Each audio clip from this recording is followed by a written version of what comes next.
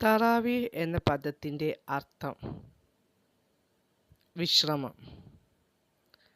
ആദ്യ സമൂഹത്തിലേക്ക് നിയോഗിക്കപ്പെട്ട പ്രവാചകൻ ഹൂദ് അലൈഹിസ്സലാം.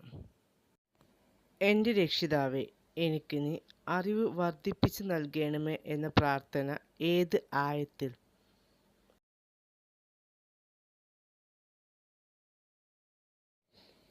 എനിക്ക് അദൃശ്യകാര്യം അറിയാമായിരുന്നുവെങ്കിൽ ഞാൻ ധാരാളം ഗുണം നേടിയെടുക്കുമായിരുന്നു, തിന്മ എന്നെ ബാധിക്കില്ലായിരുന്നു എന്ന് നബി സല്ലല്ലാഹു അലൈഹി വസല്ലമയോട് പ്രഖ്യാപിക്കാൻ ആവശ്യപ്പെടുന്ന ആയത്ത് ഏത്? സൂറ അൽ അറാഫ് ആയത്ത് 188.